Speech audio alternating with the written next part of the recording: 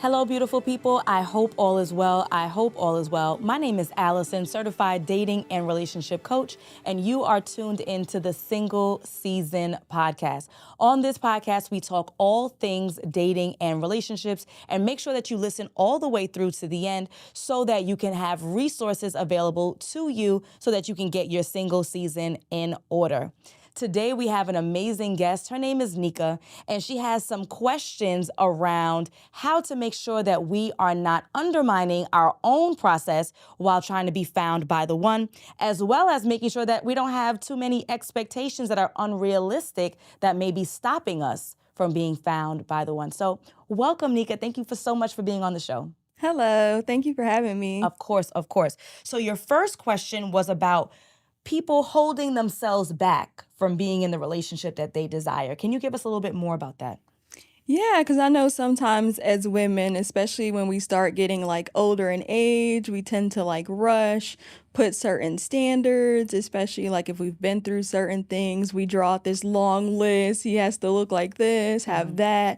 And I just wonder sometimes if we're being too unrealistic, not to say to settle for anything or to not say what it is that we want is valid. But do you think sometimes, having everything all drawn out can make us not actually obtain what it is that we desire? So absolutely. Let me start with that. I think you're right on the money in regards to that concern. So what I advise people is that you should have a list of non-negotiables. So the non-negotiables are behaviors and traits that a potential partner must seemingly have in order for you to continue to date them. So you should have a list. Now, how long that list is tends to be extremely problematic. If you let somebody just create their list on a piece of loose leaf paper, they're going to have the whole list one side, flip it over the other side too. We cannot have that. That's unrealistic. So instead, what I recommend is 6. 1, 2, 3, 4, 5, 6 behaviors or traits that this person must seemingly have in order for you to continue to date them, right? And those things need to come from what your values are and what your goals are. So as a woman of Caribbean descent, I value work. I know. Right? So work, it's probably a problem how much we value work, but we do. So I need to have a hardworking man because I am a hardworking woman. And that's something that I value in my culture, in my community, in myself. So I need to have that present in the guy that I date, right? So for you, these need to be things that are super important to you. Yes. What are the things that are must-haves? What are the things that align with who you are? Because sometimes when we're talking about things holding you back, sometimes we're asking for things that we don't have or we can't match. Okay, true. And that becomes a problem. Because why would a man who has these things want a woman who doesn't? Who don't have them. Right? Yeah, or can complement. So it doesn't have to be a perfect match, but who can complement, right? If this man is a God-fearing man, that's the number one thing I hear, girlfriend. God-fearing man. But you don't go to church. You're not a Proverbs 31 woman. Right. You're not praying. You're not what? It doesn't make sense. Yeah. He's going to want a woman who has similar interests, similar values, similar morals. So it needs to be in alignment. It needs to make sense. So number one, making that list shorter. Okay. Not lowering our standards, but prioritizing our standards. What are the most important things? And those are the things I'm going to target. Okay. Now, of course, we're all multifaceted human beings. There's going to be way more to us than just 6 things. A lot of those things could be preferences, though, right? I prefer that my husband could cook so I don't have to cook as much. Right. Right? But does he have to cook in order for him to be a valuable man to me? No. I would prefer that my husband is over 6 feet. But do I need that in order for him to be a loving husband and present father? That's what I mean about prioritizing. What are the things that are an absolute must? I cannot function in this relationship without blank. I will not be happy in this relationship without blank. If you don't have those things prioritized, you're setting yourself up for failure. So now I'm going to ask you, what are your priorities? Have you created this list of non-negotiables? I think I have. Over the course of dating certain people, I noticed the things that that's not a quality that I would want for my man to have. And then there are certain things that I meet certain guys, even if it doesn't work out, I'm like, I really like that he has that quality. So I've kind of put together a list. Maybe it's not 6, but I feel like they're reasonable. They're not like height or anything. It's mainly like core values that I feel like you need to have because those are things I have. Like we may overlook certain things and say he has to pay all the bills and stuff like that. No, like, do you have integrity? Are you nice or rude to the servers? Like, are you nice to old people? Are you going to give up your, like, I feel like things like that matter to me because other things you can learn. Certain things you just can't learn. It's either you got it or you don't. So I feel like that's really what my, like, non-negotiables consist of, is mainly, like, core values. Excellent. Now, you gave some examples of behavior, which is good, which would exemplify or potentially eliminate a guy if he doesn't have those things. So you mentioned integrity. So I'm glad you're paying attention to behaviors. How does this person show up in the world? When you guys have an opportunity to give up your seat to an elderly person, do they actually do that? Are they respectful of service? So those are examples of the behaviors you should be paying attention to assess whether or not the person has the behavior that you're asking for. So I'm really glad that you see that. Is that okay? Yeah, Okay, integrity. Okay. Integrity, for sure. So I am not sure if you've seen any of these viral clips of women. One woman who didn't want to walk into the Cheesecake Factory on her first date because it was beneath her. Another woman who had, 26 oysters on her first date. There's been a lot of talk about unrealistic expectations and standards. I know you had a question about that. So talk to us about your concerns that perhaps some of us might have some unrealistic expectations while dating. Well, I feel like now with everyone being, on social media talking about certain things, I feel like it's easy if you don't know who you are and what you want to get steered away. You have women telling you if he doesn't take you here, spending that much money on you, like, don't talk to him, don't entertain him. And I mean, to me, it's weird. But then again, you have some people that just genuinely don't know.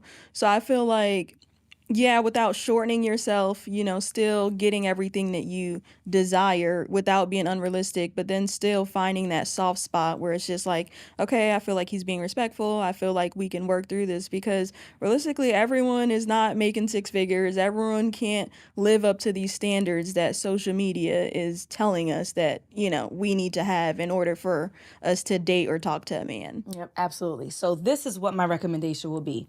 We need to get back to the root of your goals and your desires, right? I know it's easier said than done, but many times what we are believing are what we actually desire is not actually what we desire. It's what we're seeing on social media. Yeah. So that means it's our responsibility to kind of do a cleanse. If that means removing yourself from social media altogether for X amount of time, if that means looking through the pages that you follow and to start unfollowing them. We don't need to follow the Shade Room and On Site and Hollywood Unlocked and right. All right, if we want a little gossip, a little tea, follow one of those pages, but it doesn't have to be everything that's on our timeline, right? We just have to be more mindful of what we ingest. It's called a social media feed. It is feeding us, feeding our mind, feeding our body, filling our soul. Absolutely. So I think being more mindful of what we follow, what we ingest, the content that we engage with, the podcasts that we choose to listen to that are quality, that's what's going to make the difference on informing our decisions and going back to what are my individual goals. And then once I know what my goals are, what are the goals that I have for my partner and I, my future partner and I, and then what would we need in order to reach those goals, right? If I'm living in Mississippi, I don't need a man who's making $100,000. Like, come on, right? In order for us to, Mississippi. Right? No shade to Mississippi. But if he and I were both working, we're both capable, I desire to continue to work, we're looking for a home.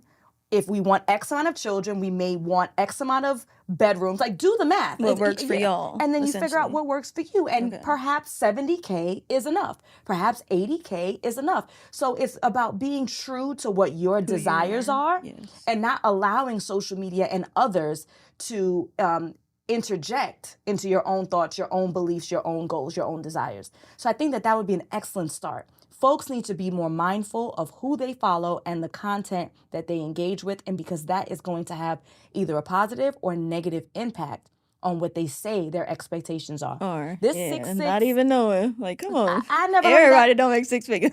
Like, hello.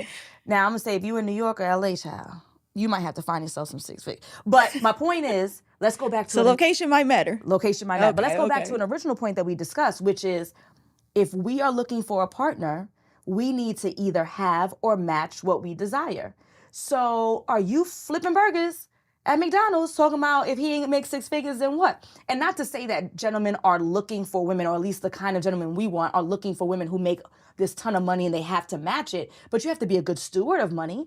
Right? Like I would imagine that a guy who's doing well for himself wants a woman, wants a partner, wants a wife, wants the mother of his children to be a good steward who can manage her own money and theirs as a partnership. So again, being more realistic is about being in tune with what you legitimately want for yourself. Now, if you really do want that six figures for yourself, then fine. There's no shade on that. But is it what you desire, and following up on that? Okay. Because I know, like, I don't feel like a guy has to take you to a certain place, you know, like I ain't saying Ruth Chris on the first date. But then nowadays, I feel like it's being common for guys to ask you to a coffee shop. And I'm like, where is the soft spot between coffee shop is just like, okay, not everyone drinks coffee, you know what I'm saying? It doesn't have to be this super expensive date, but I feel like they're starting to just lowball people nowadays and just saying anything. So I feel like if we know what's a, you know, Cheesecake Factory, I don't think that's a bad spot. Cheesecake You know, Factory, but I mean, like I don't think that's a bad spot. But you know, it's just like you said, finding what works for you. You know, finding and what works not for you. being unrealistic. I think. Yeah, I mean, I've probably spoken about the coffee shop ad nauseum, so I apologize in advance. I'm not crazy about the coffee shop. I think it's low effort. I don't care about the money. Yeah, you know what I'm saying? I don't care Like, about the money. okay, It's low see? effort. So I get it. But yeah, I also would not have an expectation of Ruth Chris either. Yeah, but just again, be that's me. intentional. I Right. think just being intentional. Right, but that's me. And so my expectations and standards doesn't have to be everyone else's. You have to decide for yourself, and allowing it to be your decision and not the pressures of society, the pressures of social media, the pressures of your friends and your family. I think something else that's key that we're missing too is folks, especially women, shutting their mouth. If you don't believe that your friends would approve and you approve, then that's enough. Yeah. Like it doesn't have to be that everyone has to agree and approve with what you. If you like coffee dates because you like coffee, and the real benefit of the coffee dates is that you get to escape from something that you potentially may not like. So the coffee date is going to be 30 minutes. If this guy is a weirdo, if he doesn't look the way that I thought he looked, whatever it is that makes me uncomfortable, I can excuse myself very quickly and easily versus a 2-hour whatever, museum walk or whatever that might be. So I get it, but your standard is your own, and no one else has the right to tell you that you're doing too much or too little. Let it be you. Right. If you're happy with the result, fine. If you're not, then you have to reconsider your approach, right? True. Yeah. So I know that you were thinking about asking for single moms, what are some strategies that they should be using to navigate dating more successfully? So first, before we get into that, tell me about you. Have you had any difficulty navigating dating as a single mom? Sorta, kinda. I don't feel like maybe it's just a personal or an internal thing, or we're in our head, you know what I'm saying? Because I feel like most men, after you leave them, they're like, oh, you'll never find anyone to like you with your kids and stuff like that. So sometimes we tend to internalize it. So it's not that we don't really care to put ourselves out there, but it's just like, we don't really know what to expect, you know? Like, do men, I know, you know, they'll date women with kids, you know, but it's still like a soft spot. Like, how do you maneuver with still prioritizing your kids, but also knowing that, hey, like eventually you don't want to die single, so you know you want to date, and you know, so just kind of like some easy pointers or just some advice to get us out of that shell and just, you know, getting more out there. Absolutely. So the first thing that I would want to say to any single parent is that you are worthy of love, regardless to 0 children, one child, 5 children. Like, the amount of children that you have does not determine your worth. I would also say in the same breath that we do need to be careful about how many children and baby daddies and ex-husbands and ex-wives and all that kind of stuff that we have, right? We don't want to complicate our situation more, but it's not to say that you're not worthy because of it. We just need to be more careful and more mindful as we move through life, right? So that's the first thing. But I would say one of the most important parts of navigating dating successfully as a single parent is getting on the same page as your children's father or mother. That's actually the first step. Before we talk about which dating apps and how do I protect myself and when should I introduce the kids and all that kind of stuff, is getting on the same accord. So if you are in a position to have a conversation, if you have the other parent who is around, right, you're going to have the conversation of, hey, Obviously, things didn't work out between the two of us. So let's talk about what dating will look like for both of us. I'm not even seeing anybody right now. Whether or not that's true, that's a different story. I'm not even seeing anybody right now, but before we start seeing other people, let's talk about what this looks like. Do you have a preference on when our child or our children might meet our new partner? Would you like to have a conversation with them first before they meet? What does it look like for you? And again, you're putting the ball in their court and empowering them. Well, I think it should be 6 months. Well, I think 4. Can we meet halfway? Let's do 5. Well, I want to speak to them first. That's reasonable. This is your child. So sure, I can definitely connect the two of you, FaceTime, face-to-face, whatever that looks like. So establishing what the rules are. Now, it doesn't mean they're going to stick to them when the time comes out, right? Right. Because now it's going to be, well, I didn't expect this. You'd actually find somebody who wants it. Right. But you can always reference the rules. Hey, when we spoke back in October, you were the one who said that you wanted 6 months. So I'm just honoring what you asked. So what's the problem? Let's talk about it. Try your best to be someone who is reasonable, who's coming with actionable next steps instead of, you just mad because I moved on, which may be true, but that's not going to get you to the result that you want anyway, right? So it's going to be, hey, I met someone. I think it's time that he meets the kids. Would you like to talk? I don't want to talk to him. Okay, I'm just honoring what we discussed because you said it was important to you, but if you don't want to, I completely understand. That's the end of it. You've done your due diligence. Right. But establishing what the rules are, whether or not the person wants to follow it when it's time, but establishing what the rules are before we do the introductions is going to save that single parent a lot of headache. Okay, so for example, like the women who child's fathers are incarcerated, do you feel like that's a conversation that still needs to be had, even though they're technically like not in the picture? When daddy coming out?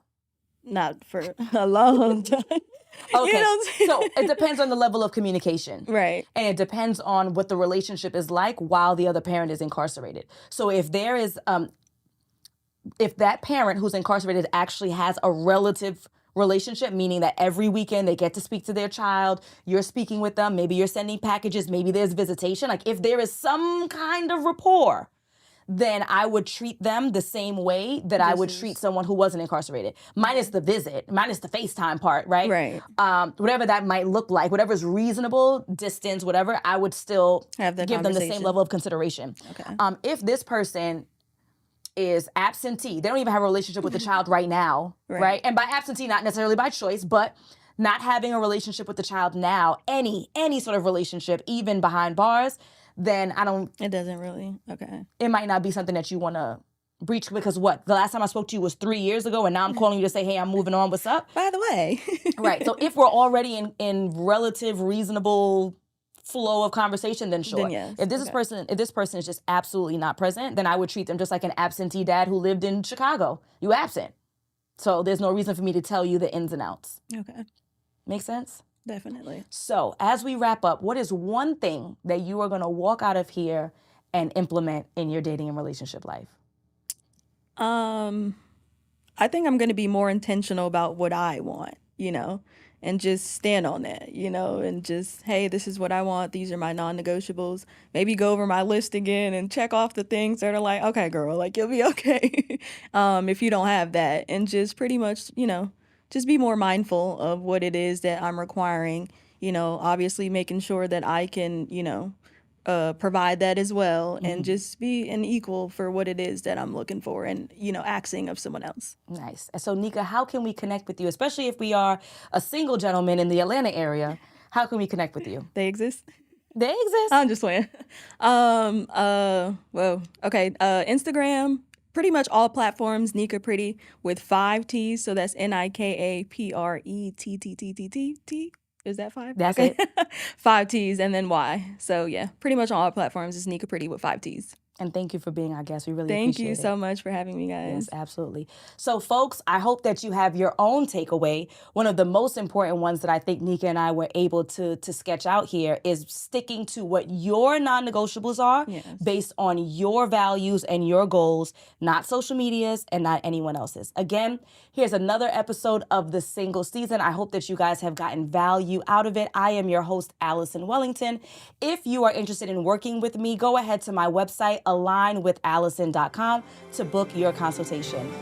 Peace.